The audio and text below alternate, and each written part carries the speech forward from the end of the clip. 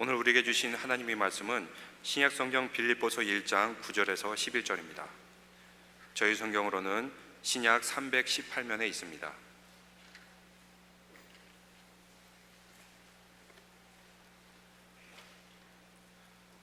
빌립보서 1장 9절부터 11절까지 같이 한 목소리로 읽겠습니다. 내가 기도하노라 너희 사랑을 지식과 모든 총명으로 점점 더 풍성하게 하사 너희로 지극히 선한 것을 분별하며 또 진실하여 허물 없이 그리스도의 날까지 이르고 예수 그리스도로 말미암아 의의 열매가 가득하여 하나님의 영광과 찬송이 되기를 원하노라. 아멘. 지난주에 신문을 읽어가는 가운데 다소 충격적인 기사를 읽어가게 되었습니다. 그는 한국의 유명한 드라마 제작자인 김종학 PD라는 분의 자살 소식 때문이었습니다. 김종학 씨는 한국 드라마의 명작입니다. 그분이 만든 드라마의 여명의 눈동자, 또 모래시계, 태왕사신기라는 아주 유명한, 그리고 한국 사람들이 그렇게 좋아하는 드라마를 그렇게 많이 만든 분입니다. 저도 한국 드라마를 그렇게 많이 보지는 않지만 이 모래시계라는 드라마를 보면서 참 이렇게 드라마를 잘 만들 수 있냐, 그래서 아주 제가 열심히 보았던 기억이 납니다. 아마 여러분들도 여기 있는 분들 중에 적지 않은 분들이 그 모래시계 드라마를 이렇게 예전에는 다 비디오 테이프니까 비디오를 막 10개씩 사가지고 보신 분들 계시죠? 아마 계실 거예요. 그 드라마에 최민수, 또 고현정, 박상우와 같은 그 배우들이 출연해서 그분들이 그 모래시계 때문에 한국의 정상급 배우들로 발돋움하게 됩니다. 그런데 그 전설적인 드라마 제작자가 한 초라한 고시촌에서 고시텔이라는 고시생들이 묵는 그런 숙소 같은 것이 있는데 거기에 연탄불을 피워놓고 자살해서 그 목숨을 끊고 말았다, 이런 기사를 읽게 됐습니다. 너무나도 유명한 드라마 제작자가 어떻게 그렇게 고시텔이라는 곳에 가서 연탄불을 피워놓고 죽을 수 있을까? 너무나도 초라한 그리고 안타까운 죽음의 기사였습니다. 여러 가지 이유가 나왔습니다. 드라마를 제작하는 가운데 지나치게 빚을 많이 져서 횡령과 사기 혐의로 그 사람이 구속됐다는 그런 이유입니다. 또 검찰 조사를 앞두고 심리적인 스트레스가 가중될 수도 있습니다. 또 심지어는 기획사 대표로 있는 그 자기 조카에게 고소를 당했다는 그런 얘기도 나오고 있습니다. 다 돈이 문제인 것 같아요. 돈 때문에. 오늘 그 사건에 담겨있는 그 모든 문제, 돈과 배신과 그 어떤 화려한 직업 이면에 있는 그 모든 문제가 얽히고 설켜서 비극적인 죽음을 초래하게 되었습니다. 정말 안타까운 것은 그럼에도 불구하고 그렇게 유명하던 사람들이, 그렇게 사람들에게 인기를 얻던 그 사람이 죽음으로 인생을 마무리 졌어야 하는가? 그것이 인생의 끝마무리란 말이에요. 정말 허무하지 않습니까? 우리의 인생이 자살로 끝을 내야 하는 그러한 인생이 우리의 인생인가요? 얼마 전에 미국의 젊은 인기 배우가 목욕탕에서 시체로 발견됐어요. 알고 보니까 마약을 너무나 상용을 했어요. 마약 과다로. 그래서 죽은 거예요. 우리의 인생이 마약으로 인해서, 돈으로 인해서 비참한 결론으로 끝을 난다면 우리 인생이란 과연 살만한 가치가 있는 것일까요? 하나님께서 우리의 인생을 그러한 허무한 길로 막을 내시려고 창조를 하신 걸까요? 도대체 뭐가 잘못돼요? 요즘 우리는 매일 새벽 기도 시간에 생명의 삶 본문이 사도행전. 그 사도행전을 보면은 우리는 놀라운 비전의 인물을 접하게 됩니다. 그 이름은 바울입니다. 바울은 복음을 위해서 자기의 모든 삶을 올인한 사람입니다. 바울의 복음을 향한 열정은 놀랍기만 합니다. 예루살렘에서 시작된 그 복음의 발걸음이 그리고 유다와 사마리아와 아시아를 거쳐서 로마까지 확장됩니다. 복음에 나타난 그 하나님 나라를 위해서 추구하고 헌신하는 바울의 모습, 정말 경탄스러워요. 그가 그렇게 살 수 있었던 이유가 무엇이에요? 복음을 위해서 그가 그토록 열정적으로 살 수 있었던 것이 무엇이에요? 고린도 전서 9장 16절에 보면 이러한 귀한 말씀이 나옵니다. 우리 한번 고린도전서 9장 16절 말씀 한번 읽어보겠습니다. 시작. 내가 복음을 전할지라도 자랑할 것이 없음을 내가 부득불할 일임이라. 만일 복음을 전하지 아니하면 내게 화가 있을 것이로다. 내가 복음을 전하지 않으면 내게 저주가 임할 것이다. 아니, 바울은 왜 그토록 복음에 빠져 있는 걸까요? 복음이란 그만큼 가치가 있는 것일까요? 복음이 도대체 무엇이기에 바울로 하여금 내가 그 복음을 전하지 못하면 내게 화가 있을 것이다 라고 복음에 대한 강력한 충동을 갖게 만들었을까요? 바울은 온몸과 그의 온 삶을 들여서 복음을 전하려고 몸부림쳤습니다. 심지어는 복음의 진리를 왜곡하는 사람들에게 저주를 받을지어다 라고 그는 선포하기도 하였습니다. 이 사도 바울의 복음의 열정, 여러분 그 원인이 뭐라고 생각하세요? 사도 바울은 무엇보다도 복음의 아름다움과 영광을 깨달았기 때문에 그렇습니다. 아니, 바울이 아니라도 기독교사에 나타난 수많은 그러한 귀한 사람들이 이 복음을 위해서 자기의 삶을 드리며 그리고 자기의 인생의 모든 것을 바치며 이 복음을 위해서 헌신하고 그리고 이 복음을 위해서 죽어갔습니다. 그들은 자신의 모든 것을 바쳐서 복음을 위해 헌신했습니다. 그들은 복음의 전부인 예수 그리스도의 인격과 사역, 우리가 복음이라 할 때는 복음이라는 것은 예수 그리스도의 인격과 사역과 그리고 예수 그리스도의 고난과 그리고 죽음과 그리고 부활을 말합니다. 하나님께서 우리 모든 하나님의 자녀에게 이루신 그 위대한 일을 그들은 끊임없이 배우고 깨닫고 이해했기 때문에 그렇습니다. 세상의 어떤 지식도 이 복음의 위대한 지식, 하나님을 알아가는 지식을 능가할 수가 없습니다. 바울은 그래서 오늘 우리가 읽은 빌립보서 1장 9절에 이 지식이 더욱더 풍성해지기를 원한다. 우리 같이 읽어보겠습니다. 시작. 내가 기도하노라 너희 사랑을 지식과 모든 총명으로 점점 더 풍성하게 하사. 사랑하는 우리 연합교회 성도 여러분, 여러분들에게 사도 바울이 전한 복음, 그리스도께서 우리에게 주신 이 복음이 점점 풍성하게 자라나고 있습니까? 여러분들이 이 복음이 점점 내 마음속에 와서 닿고 있습니까? 이 복음이라는 것이 원래 에반겔리움이라는 좋은 뉴스, 굿뉴스에서 유래되었습니다.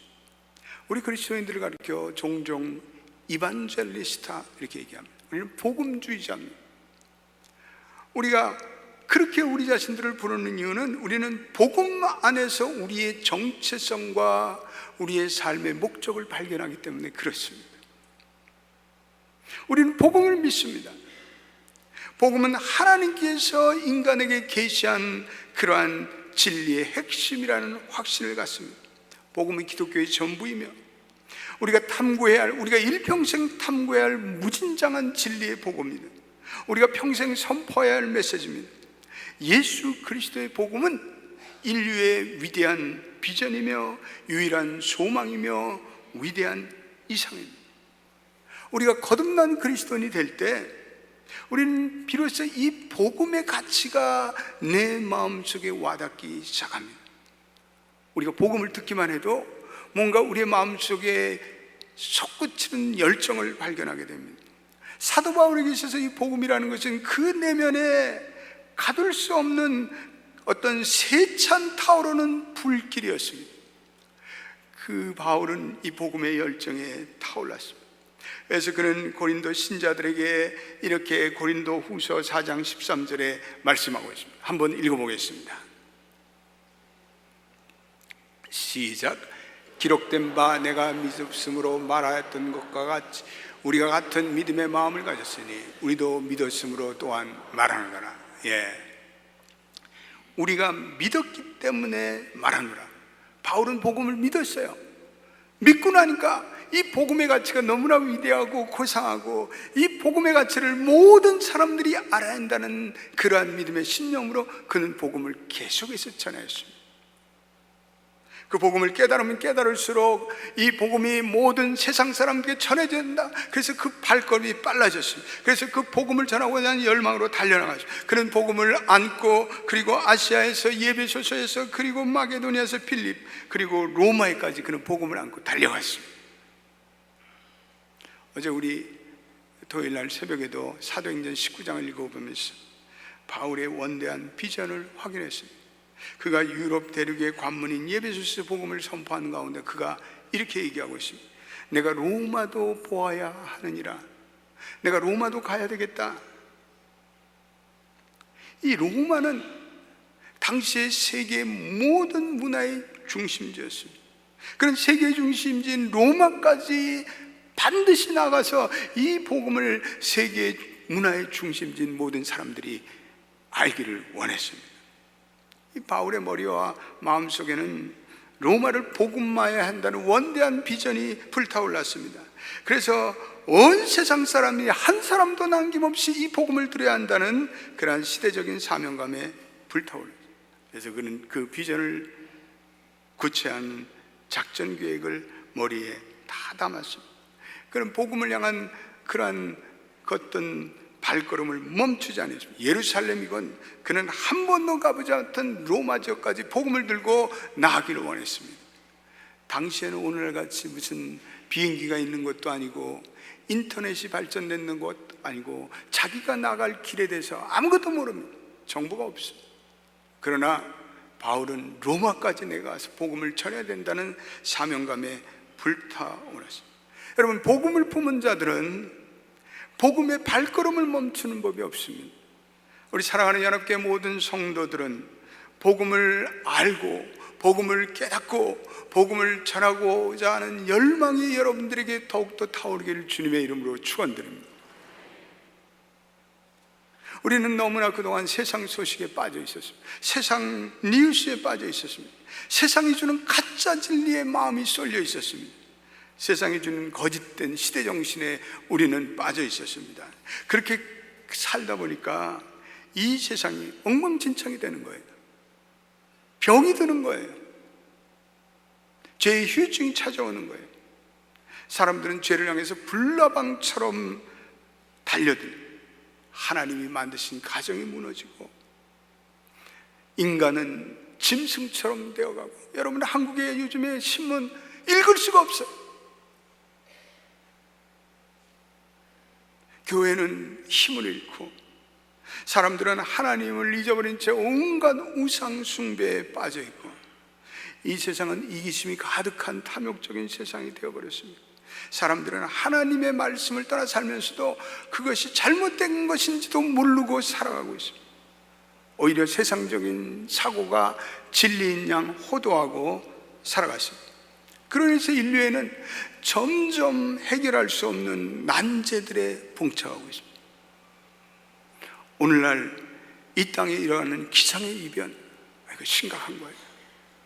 우리 아틀란타도, 여러분 아틀란타가 핫틀란타 아닙니까? 근데 여름에 이렇게 시원한 때가 처음이에요. 내가 지난주에 수양회를 갔는데 아니 파나마 시티의 비치가 춥더라니까, 한여름에. 여러분 이거 보통 일이 아닙니다. 저번에 북극을 보니까 북극에 폭염이 와가지고, 이 북극의 그 앵커리지라는 거기에는 에어컨이 없이도 살아가는 데인데 여름에 이제는 에어컨이 필요한 세상이 됐다. 북극의 곰들이 어디 갔는지 없어. 펭귄들이 다 실종됐어. 여름에는 더울 때는 더워야 돼요. 그래야 이 하나님이 만드신 생태계가 조화를 이루는데 이 생태계의 조화가 깨져버린 거예요.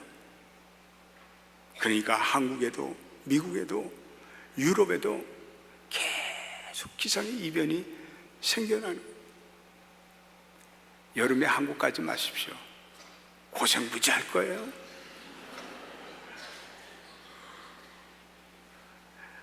여러분, 이 모든 기상 이변의 그 주역에는 인간의 탐욕이 있어요.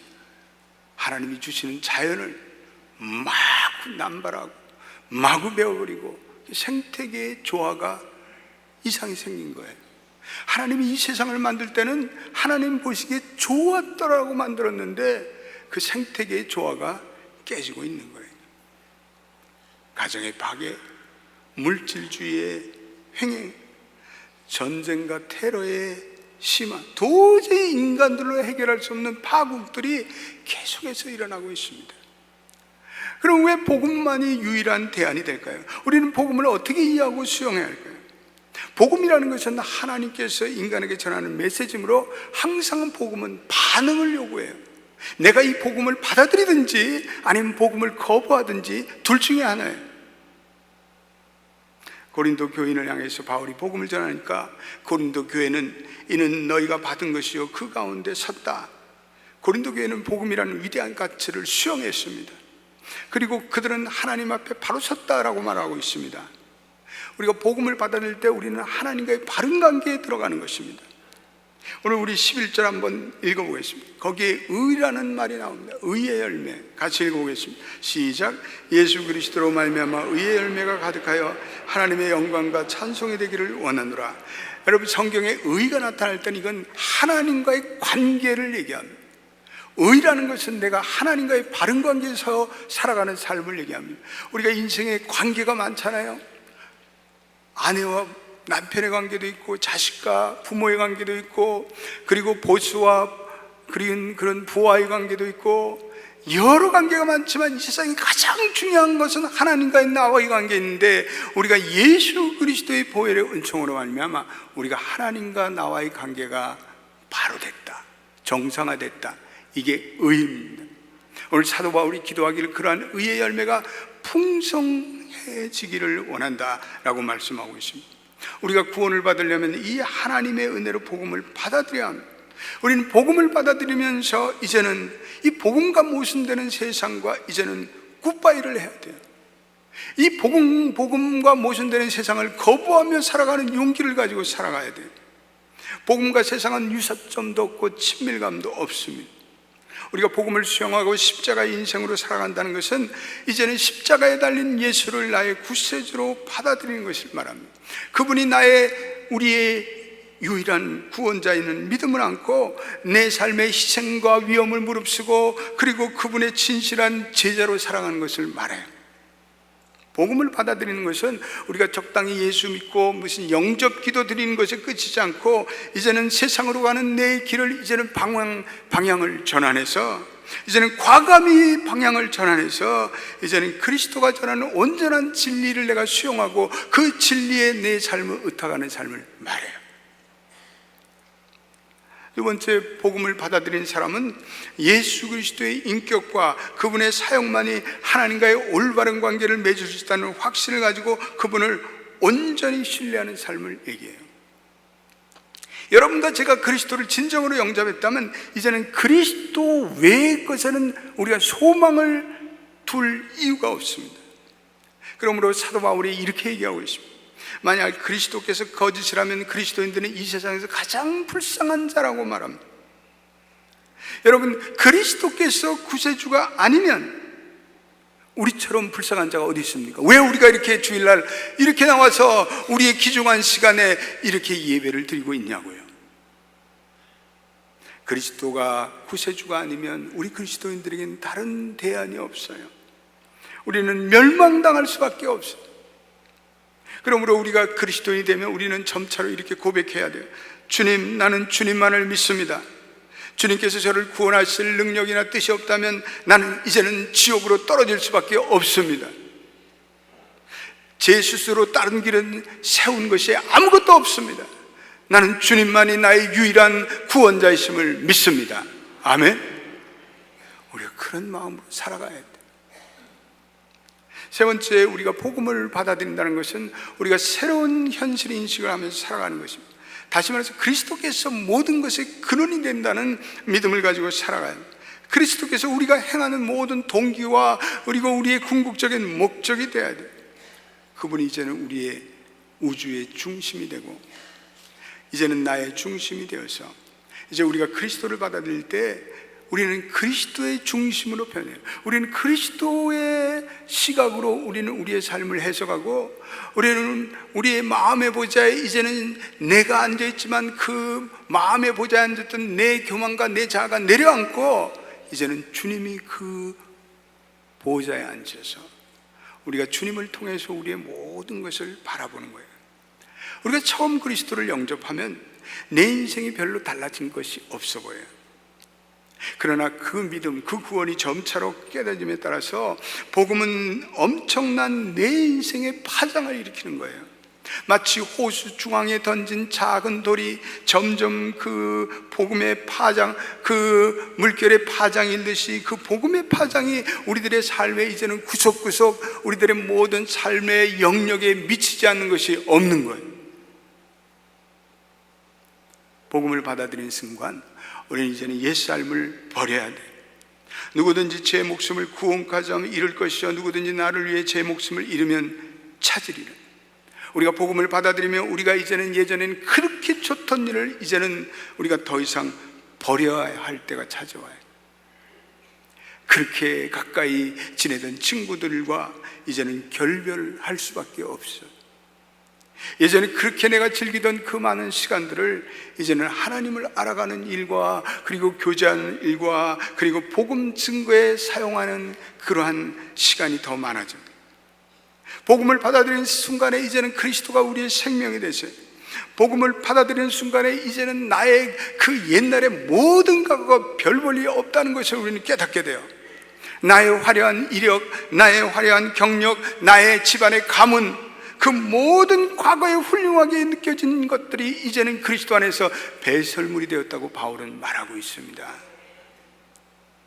그리스도를 믿기 전에 내가 이룬 성취, 업적, 이력, 그거는 한낱 영화에 지나지 않고 그것은 눈 깜빡할 새에 그 무너질 허무한 모래성에 지나지 않는다는 사실을 우리가 복음을 받아들이면서 복음에 각성되면서 우리는 서서히 깨닫게 돼요. 이제는 그리스도만이 나의 유일한 생명의 유지자입니다. 내가 진실로 너에게 이르노니 인자의 살을 먹지 않고 인자의 피를 마시지 않으면 너희 속에 생명이 없느니라. 이제는 우리가 예수 그리스도께 주시는 생명을 먹고 날마다 우리는 살아가요. 저와 여러분들에게 예수님은 하늘에 내리는 만나고 그리고 사막에서 내는 생수의 바위고 그리고 생명과 열매 맺을 능력을 공급하시는 참된 포도나무가 되세요. 이제는 우리 그리스도 안에서만이 완전한 만족을 누릴 수 있어요. 그분과 이제는 한시도 떨어질 수가 없어요. 그래서 다윗처럼 너희는 여호와의 선하심을 맛보아 알지어다. 이 예수를 믿고 그 선하심을 경험하고 나니까 예수처럼 좋은 분이 없어요. 예전에 그렇게 즐기던 세상 가요도 이제는 시시해져. 부르고 있는 내 신세가 너무나 처량해서 이제 때려치자.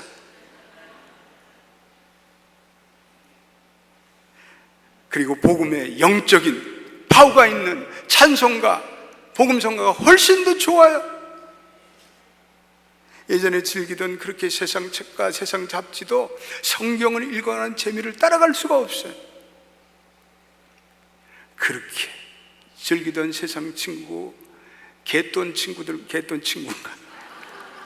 개꾼들과의 만남도 별로야, 별로. 그리스도 안에서 만난 공동체의 식구들이 더 소중해. 이제는 주님을 한시라도 떨어질래야 떨어질 수가 없어요.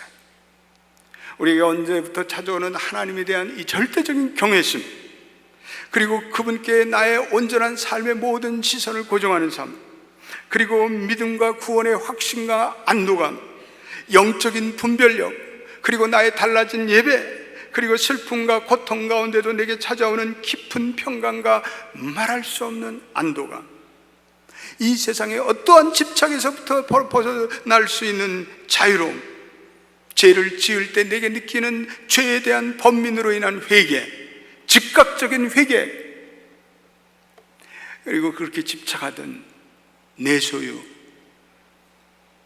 내 중심주의를 포기하고 이제는 자꾸 나누기를 원하고 베풀기를 원하는 그 청지기적인 헌신, 하나님과의 자녀들과의 연합, 그리고 복음을 알지 못하고 깨닫지 못하는 그러한 불쌍한 영혼들에 대한 연민, 이거 다 우리가 복음에 눈을 뜨고 있다는 증거예요.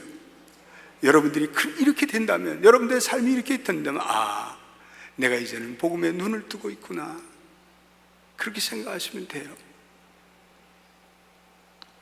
하박국 2장 14절에는 이렇게 복음에 눈을 뜬 자들의 찾아오는 가슴 벅찬 약속을 이렇게 선포하고 있습니다. 하박국 2장 14절 우리 같이 읽어보겠습니다. 시작. 이는 물이 바다를 덮은 것 같이 여호와의 영광을 인정하는 것이 세상에 가득함이라.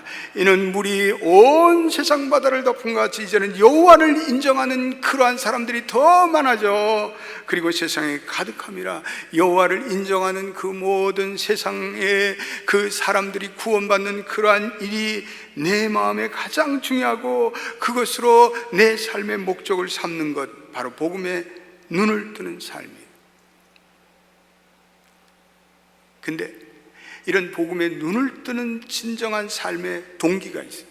그건 내가 섬기던 우상이 와르르 무너질 때 찾아오는 거예요. 그때 비로소 나는 나의 인생의 모략과 나의 전략과 그리고 나의 경험과 지식의 한계를 깨달아요. 내가 아무리 몸부림쳐도 안 돼요. 그때 비로소 복음의 진리가 깨달아요. 그래서 복음의 영광을 우리가 깨닫기 위해서는 언제나 깨어짐과 겸손과 낮아짐의 관문을 통과해요. 존 스타트라는 유명한 신학자는 아하, 나는 죄인이로구나 절규하는 자만이 진심으로 할렐루야 라고 외칠 수 있다고 말합니다. 우리의 인생에 때때로 찾아오는 고난으로 인해 우리가 통해의 눈물을 흘릴 때 비로소 은혜의 복음이 선명하게 보여요. 내 자신이 통치하던 내 세계가 얼마나 영적으로 빈약하고 파산 일보 직전에 있다는 것을 실감하는 사람들이 비로소 측량 못할 그리스도의 풍성함을 내가 느끼기 시작해요. 인간은 보통 세 가지 계기로 교만하던 자아가 깨어진대요. 그리고 복음에 눈을 뜬다고 합니다. 첫째로는 인생의 고난 때문에. 우리가 타락한 세상을 살기 때문에 누구나 인생의 쓴맛을 경험해요. 이 세상의 만물이 탄식하고 신음하며 갈망해요. 그 신음은 다 슬픔과 좌절과 고통과 온통의 괴로움으로 나타나요. 사랑하는 사람의 죽음의 시간이 찾아와요. 결혼 생활에 파경이 찾아오기도 해요. 내가 그토록 믿었던 내 배우자가 외도를 해요. 사랑하는 부모님의 질병, 그렇게 건강했는데 하루아침에 치매가 돼서 나를 몰라봐요. 우리의 육신에 찾아오는 질병, 그렇게 사랑을 주던 그 자녀가 이제는 나의 원망의 대상이 되어 내가 그 자식을 차라리 안 낳았으면 낳았을 텐데, 잘 돼 나가던 사업이 실패하고 내가 그렇게 마음을 주던 사람이 나를 배신하고, 수많은 인생의 고난이 찐득이같이 우리의 삶을 달려들어, 우리의 삶을 향해 달려붙어요. 그래서 우리의 기대가 깨어지고 내가 세우던 계획들이 다 엉망진창이 되고, 그리고 폭풍이 몰아치고, 그러면서 우리의 영육이 쇠자면 나의 힘으로 되는 게 하나도 없구나. 그렇게 기도를 했건만 암과 불치의 병이 계속해서 그 늪에서 헤어나오지 못하기도 해요. 그럴 때 어떤 사람들은 이 고난이 나의 죄 때문이 아닌가, 내가 죄를 저질러서 그런 거 아닌가, 이렇게 생각하기도. 그래서 어떤 사람들은 심히 괴로워해요. 그러나 우리가 삶의 고난을 무조건 죄의 결과로 받아들일 수는 없습니다. 예수님이 십자가를 지시고 우리의 죄의 형벌을 대신 지셨기 때문에 그렇습니다. 그러므로 우리의 인생의 모든 고난이 징계는 아닙니다.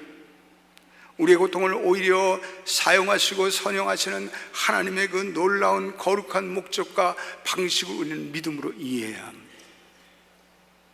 성경에 보면 고통을 당했던 많은 하나님의 사람들이 그 고통이야말로 비로소 교만했던 내 자아를 죽이는 하나님의 거룩한 연단이었다고 고백하는 사람들이 얼마나 많은지 모릅니다. 우리가 삶이 평탄하고 잘 나갈 때 하나님을 의지할 필요성이 뭐가 있어요? 우리가 예수를 믿을 필요성이 뭐가 있어요? 내 삶이 잘 나가고 내가 모든 것이 잘 돼 나가는데 하나님이 뭐가 필요해요? 우리 인생 그런가요? 우리 인생이 여러분들이 마음먹은 대로 잘 되던가요? 절대로 그렇지 않습니다. 우리는 고통이 찾아올 때 비로소 하나님의 존재가 우리에게 의식이 돼요. 그래서 유명한 C.S. 루이스라는 분은 고통이라는 것은 하나님의 확성기다 이렇게 얘기하고 있어요.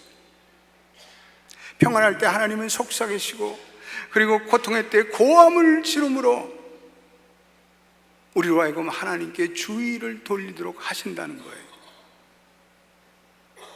우리는 고통이 빨리 내게 떠나기를 기도해요. 우리는 고통이 없어지기를 간구해요. 그러나 하나님의 뜻은 다른 거예요. 하나님은 보다 심오한 계획이 우리의 고통 가운데 있으셔요. 타락한 세상과 어둠의 세계 가운데 예수님이 십자가에 돌아가심으로 죄와 죽음 가운데 승리하셨어요. 그와 마찬가지로 우리의 깨어짐을 인해서, 우리의 자아가 부서짐으로 인해서 비로소 우리는 하나님의 사랑과 이 복음이 중요하고 복음이 얼마나 소중한가를 우리는 비로소 깨닫게 돼요. 우리는 고난에서 탈피하는 것을 갈망하지만 성경에 나타난 모든 간증들은 고난 가운데 하나님이 이렇게 내게 행하셨구나, 이런 신앙의 고백이 대부분이에요. 우리가 고통의 족쇄에 괴로워할 때 성령께서는 비로소 하나님의 진리를 우리의 마음에 풀어넣는 경우가 얼마나 많은지 모릅니다. 그 말씀이 고통의 기나긴 여정을 살아가는 가운데 우리에게 날마다 공급되는 생명의 양식이요 평안의 위로가 돼요. 그래서 시편 119편 50절에 이렇게 말하고 있잖아요. 우리 한번 읽어봐요. 시작. 이 말씀은 나의 고난 중에 위로라.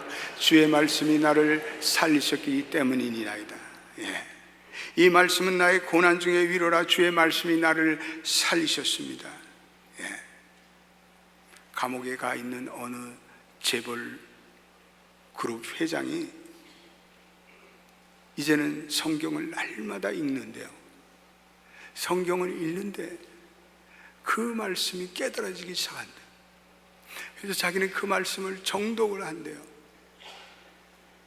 그리고 이분이 그 정독하는 가운데 자기 그룹에 1,500명의 비정규직 사원을 정규직으로 전환시키라, 그렇게 지시를 내렸어요. 여러분, 복음의 능력이 아니에요? 복음의 힘이 아니에요? 복음 아니고서는 어떻게 그런 일이 일어날 수가 있겠어요? 우리에게 고난이 끝날 것 같지가 않아요. 영원할 것 같아요. 그 고난 때문에 내가 죽을 것 같아요. 내가 망할 것 같아요. 그런데 그것마저 하나님의 거룩한 훈련의 일환이에요. 어느 사모님이 여러 가지 병으로 고난을 당하고 계십니다. 평생 질병에 시달렸어요. 늘 병원과 약을 달고 다녔어요. 걸어다니는 병원이었어요. 그런데 자신을 가리켜서 자신은 그리스도의 찬란한 영광이다 이렇게 부르고 있어요. 그 사모님에게 있어서 하나님의 영광으로 가는 길은 늘 철저하게 자신이 깨어지는 길이라고 고백하고 있습니다. 그 질병이 복음의 영광, 복음의 눈을 깨닫게 한 그러한 거룩한 씨앗이 되었다, 이렇게 얘기하고 있어요. 여러분, 복음에 눈을 뜨는 또 한 가지 이유가 있는데, 죄로 인한 후유증이기 때문에 그래요. 죄는 회개할 수가 있어요. 죄는 하나님의 용서를 받을 수가 있는데, 어떤 죄는 그로 인해서 후유증이 계속 남아요. 마약과 알코올 중독에 빠진 사람들이 그 후유증으로 인해서 죽을 때까지 그것이 육신을 괴롭게 할 수가 있어요. 조폭으로 살던 사람이 목회자가 될 수가 있지만, 그 지난날에 자기가 저지른 죄값으로 그것이 자기의 마음에 계속해서 괴로움을 주면서 일평생 목회를 해야 할 줄 몰라요. 죄의 결과가 있기에 우리는 이 죄가 얼마나 파괴적인가를 우리는 실감할 수가 있어요. 그리고 우리는 그리스도 안에서 누리는 이 자유의 소중함을 우리는 깨닫게 되는 거예요. 복음에 눈을 뜨게 하는 또 한 가지 요인인데, 신앙의 핍박이에요. 미국에 사는 우리들에게는 무슨 공공연한 핍박은 없지만은, 요즘 같은 때는 또 우리가 그리스도인이기 때문에 왕따를 당하기도 하고, 불편하기도 하고, 모욕을 당하기도 하고, 편견을 경험할 수 있어요. 그러나 여러분들 생각해 보십시오. 가족들과의 결별을 해야 되고, 공동체로부터 파문이 당하고, 폭행을 당하고, 그리고 재산이 몰수되고, 그 교회가 불타오르고, 그리고 투옥과 고문과 심지어는 죽음과 같은 그러한 격렬한 핍박을 당하는 우리 형제자매들이 있어요. 지금도 북한에 있는, 지금도 모슬렘에 있는, 그리고 중동에 있는 제3세계의 형제자매들에게 그러한 일이 비일비재하게 일어나요. 그런데 그 핍박이 극심한 곳에 기독교가 부흥하고 기독교가 번성해요. 그래서 터툴리안이라는 신학자는 기독교는 순교자의 피를 먹고 자란다, 이렇게 얘기하고 있어요.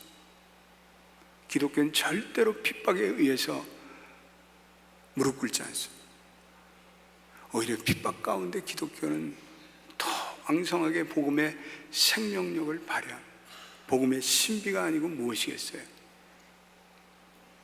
우리가 복음의 눈을 뜨기 위해서 우리들에게 찾아오는 그 모든 고난과 핍박을 여러분들이 괴로워하고 그것 때문에 고통스러워하지 마십시오. 우리가 어떠한 환난을 우리가 당할지라도 예수님이 이 세상을 이기고 승리하셨다고 말씀하고 있어요. 복음에 눈을 뜬 사람은 어떠한 인생의 폭풍우가 닥쳐와도 이제는 두려워하거나 걱정하지 않습니다.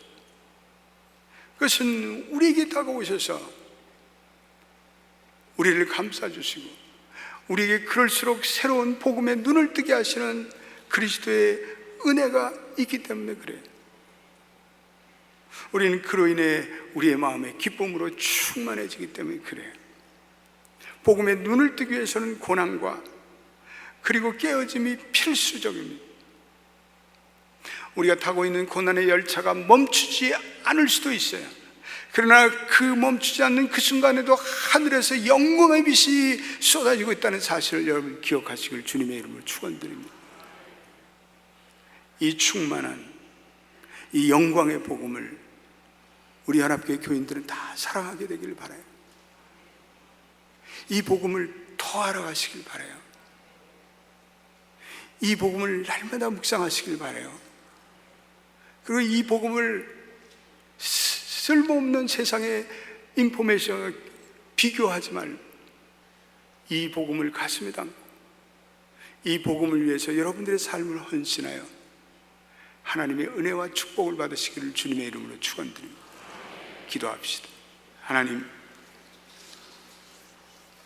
오늘 세상은 돈으로 인해 자살을 하고 마약으로 인해 죽고 세상은 복음의 영광에 떠나갔기 때문에 오늘 우리가 도저히 이해할 수 없는 그러한 많은 일들이 일어나곤 합니다. 오늘 우리가 이 세상을 이제는 돌아서서는 안 되겠습니다. 세상으로 나아가서는 안 되겠습니다. 그것은 엄청난 혼란이며 그것은 엄청난 우리의 아이덴티티의 크라이시스가 되기 때문에 그렇습니다.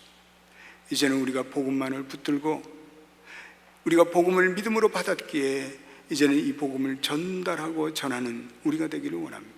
하나님, 연합교회를 특별히 복음의 진보를 위해서 세워주셨는데 이 연합교회가 그 사명을 감당하기를 원합니다.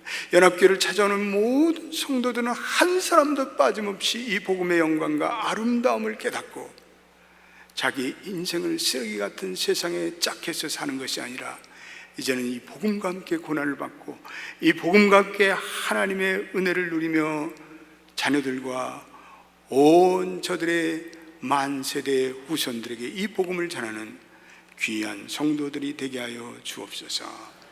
예수님의 이름으로 기도드립니다. 아멘.